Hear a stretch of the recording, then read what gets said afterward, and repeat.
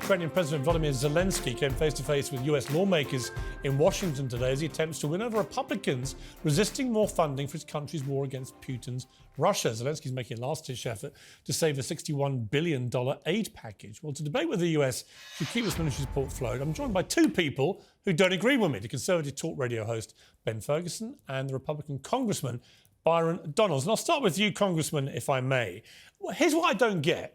All the resistance to this is coming from people who historically would have been absolutely first in the line to try and stop a Russian dictator cutting a swathe of barbaric invasion through Europe.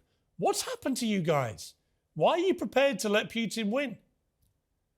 First of all, Piers, I think that's the wrong way to even phrase the question. We're not prepared to let Vladimir Putin win anything. The only thing we're saying is that you have to actually take care of issues at home first. If you actually do that, there'd be a lot of ability to move Ukrainian aid in Congress. I have some disagreements in that. Number one is there's no accountability with this money whatsoever. Number two, Joe Biden has had no view of what this mission actually is. He wants to cover up his own derelictions with his disastrous foreign policy that has led us to this point right now, not just in Ukraine, but in my view, in other areas around the globe. But House Republicans and now Senate Republicans, our mission is clear. Secure our border. Get that business done. It makes no sense to give Ukraine upwards of $200 billion from the American Treasury while our nation is overrun by some estimates Why can't of you 6 do to both? 8 million migrants. Why can't you it makes do both? No sense. Just do both. Listen, to be truthful, nobody trusts this administration. They're flagrantly violating a border security law. Yeah, but this comes law. back... Not even immigration law, this is border security law. Listen, I agree with you that what's happening on the Okay. border is completely out of control, a dereliction of duty by Joe Biden, and it's got to be fixed. But America is, last time I checked, the #1 superpower in the world, the richest and most powerful country on earth. Are you telling me it can't control its border and at the same time stop a Russian dictator taking over European countries? Really? Not with Joe Biden as president, because the man is But the it wouldn't master be with of you. It wouldn't be disaster. with you see lot everything either, that's would it? happening in our country, It Piers. wouldn't be if Republicans were in charge. Piers, our responsibility right now is to hold the line and make sure our border is secure. Because Joe Biden is such a terrible leader, he won't even take care of first things first here in America. So if he won't do that, we have to force him to do that. And unfortunately, Ukraine is the leverage point to force him to do it. Because Joe Biden, let's go back in history. Let's remember history. Joe Biden saw Russia amassing troops for 6 months at the Ukrainian border. He did nothing. Ukraine was asking for help during that 6 months. He did nothing. When Russia invaded, Vladimir Zelensky was told, hey, get on a G5. And if he didn't tell Joe Biden, no, give me bullets, I'm not looking for a ride, Joe Biden wouldn't even be talking about it. Sounds like you think we should have seen American... It sounds to me like you think America should have been involved a lot earlier. What we should have done is done everything to make sure an incursion into Ukraine never occurred. And Piers, let's go back in time. Was Vladimir Putin thinking about invading Ukraine? Of course. But did he do it when Donald Trump was president? He absolutely did not. All right. Joe Biden's I know you have to go. Has led us to where we Congressman, you have to go. So final question. So you want to wrap things up in Ukraine. You just give Putin what he's stolen in terms of land? Listen, at this point, there's going to have to be a negotiation and a deal So you about give what's him what going he to happen took? over there.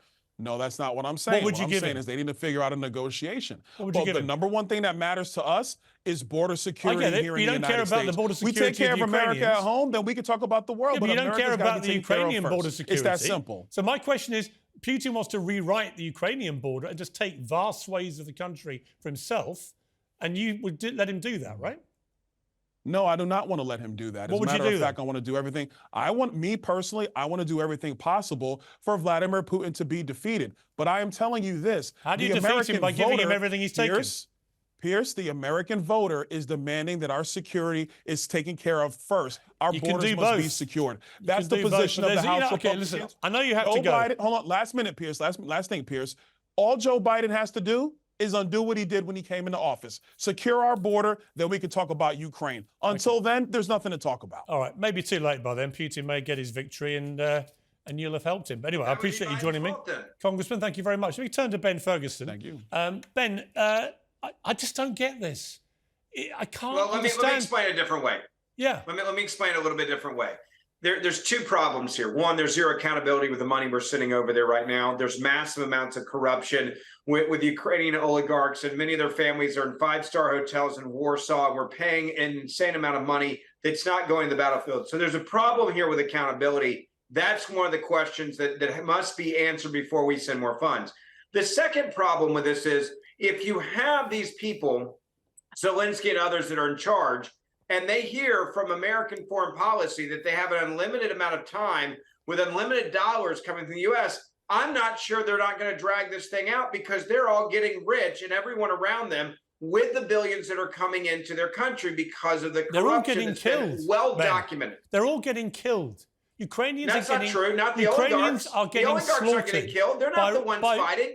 But how do you, a Republican, let me ask you a question. When Saddam Hussein invaded Kuwait, for example, did you think it was right that America went to support and kick him out? I think it was right the way that we fought that war and we got them out quickly and we didn't stay forever on end. And that's right, one of the different problems here. You agreed that when somebody invaded a sovereign country, the right thing to do, even though Kuwait was not a member of NATO, was for American forces, including troops on the ground, should get involved to kick him out, right?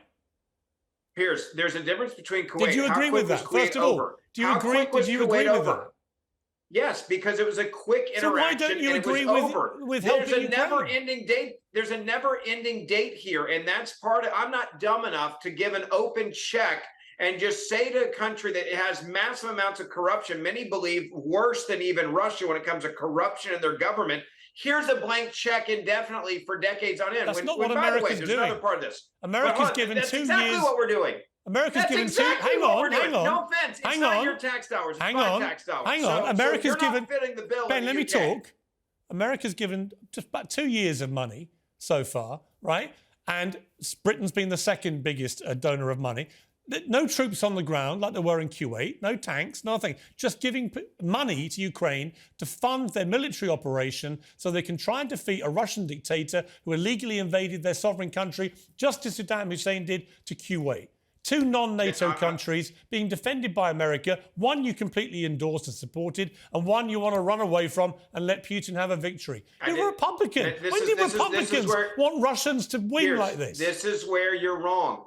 I didn't say run away. I said accountability. I want there to be accountability for this check that I'm writing as an American taxpayer. By the way, with money we don't have that we're then borrowing and then having to finance going to corrupt people in Ukraine. There is a huge difference between these two scenarios. Kuwait was a very short-term implementation of a process to win, and then it was over. That you could have done 10 Kuwaits in the time frame that you've done 1 Ukraine, which is at a stalemate at best right now. How are you going to feel if you don't give the money? Corruption. Final question and brief answer, please. How are you going to feel if the money doesn't get given to Ukraine and Putin actually defeats Ukraine and then starts invading other countries near Ukraine? It's not on me. That's on Joe Biden. On you. Joe Biden's the Joe. Actually, it is on Joe you. Biden's foreign policy. It would be on you and everyone. It is Joe Biden for not securing the border. It would be on you, and it would be the first time.